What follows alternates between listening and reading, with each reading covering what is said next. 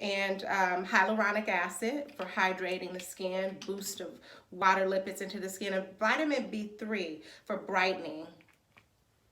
And then lastly, one of my favorites, my retinol, and it's intensive brightening retinol, vitamin A, a little bit of that, and I cocktail these all together, and then I put it all over. I love this part, my favorite part. And I take it down to my neck, my décolleté. Just really massage it in. I even go under my eyes. You'll have residual, and I like to use that and just put it on my elbows because the elbows do get dark and discolored and dry. So it's nice to put that on there for additional exfoliation and brightening. And rub that in.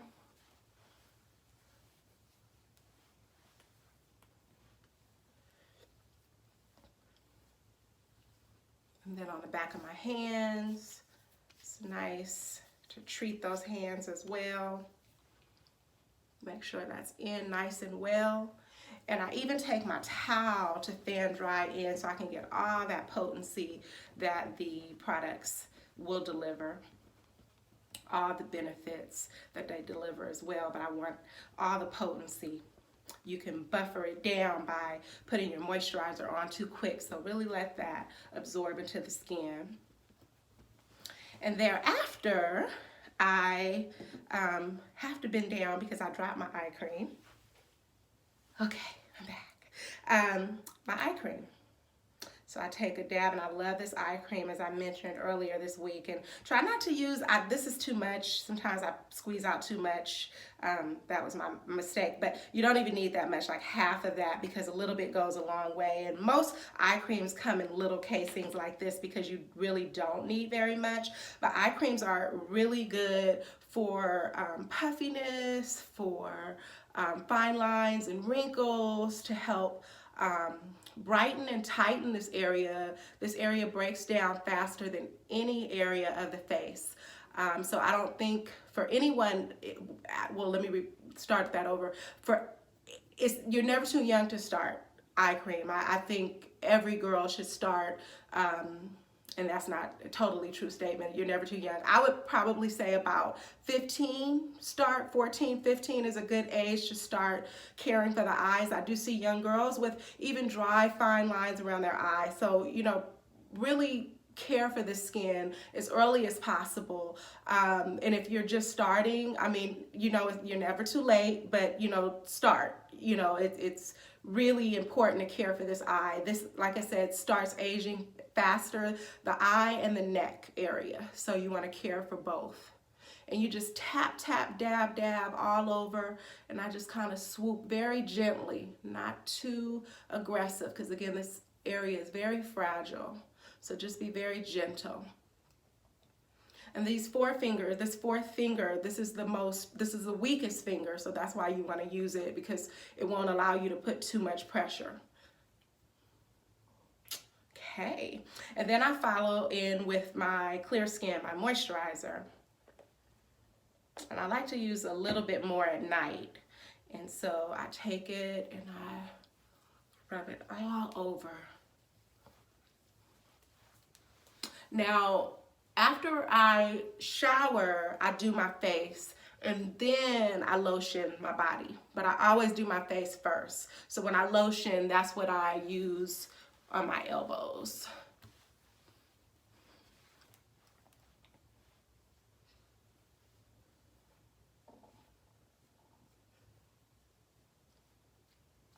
Feels so good. And then my next favorite is my lip balm, as you know, my hyaluronic lip. You see that? My hyaluronic lip, and I take just a little bit. Squeeze, come on, girl. There we go. To keep my lips nice and hydrated. Now, what I tell my clients, especially my acne clients, it's not good to sleep with any lip product because it does move around at night and it will get on your pillow and then that'll move around on the face and clog the pores. So I don't believe you should put any lip product on your lip at night. So as long as I can have this on before I go to bed, prior to going to bed, I'll wipe it off. But you massage it in that way. And then you take a piece of cotton before you go to bed and just wipe off the residual. So at least you've massaged it in and you should have a nice coating on the lip, but more penetrated into the lip, the skin of the lip rather than sitting on top, which again could cause acne. So that's my skincare regimen for the evening. But before I close out, I will share with you one other little trick, or I don't know, one other beauty secret, if you will, that I personally do, and I learned this many years ago, but it's facial exercising. And as I mentioned, the neck area tends to break down a lot faster than other areas of the face. The skin is thinner, so that's why, but the neck is a muscle. So all of these muscles, if you're able to exercise these muscles and keep them nice and strong, it'll help the skin from looking saggy. So there's a facial exercise that I do now. I will warn you that when you first start doing this, it makes the jaw and the neck area incredibly sore. It's just like if you start lifting weights and you really are doing it vigorously, you're gonna have sore muscles. So just be prepared that when you start doing this, that you will experience it. So what I do is I lift my chin up, and it looks really, really funny, but I lift my chin up and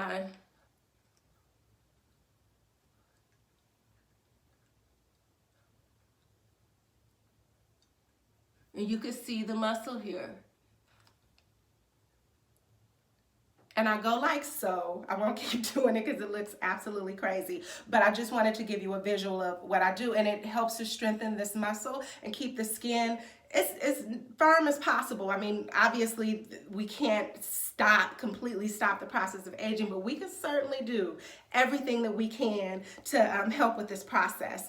The other thing I want to say is I know a lot of people mention that, you know, all these serums and all these steps are too much. I disagree. I think that I'm worth it. I know that I'm worth it. I know that you're worth it. And what I say is, what's 12, 13 products to a face that's worth more than all the money in the world? Skincare, healthy skin, skin that looks youthful, when you're 60 and 70, that skin, you have to work for that. And it's gonna take you investing your time, not just your money, but also your time. And so, I mean, you cocktail them. It's not like you have to do one and then two and then, you just cocktail it. But I really, really encourage using all the ingredients and products that are necessary to help maintain healthy, beautiful skin for years to come. So I encourage you to jump on board if you're not already. Skincare is what I advocate for, amongst other things, but I'm skincare all the way. So again, you're worth it. I hope you are continuing to love on you, hug on you, be good to yourself. I know this time is just really very difficult and uncertain time, but what we are certain of right now is that we have ourselves, we have our hands, we have our well-able bodies right now, we have our faces. So let's do what we can to love on us. Whatever is within our control, let's do that. And I know that one of those things is that we can love on us and be good to us, take time with ourselves, more than what we've ever done. We have the time to do that now. So know that I love you, and that's why I'm doing these videos, because this is not something I typically do, but it's because I love you and I want to stay in touch with you. It's really difficult for me. I'm gonna get emotional. It's really difficult for me not to be able to see you in person and not to be able to touch you and hug you, even if it's just a, you know, emotional or mental hug. Every time I see you, I'm hugging you.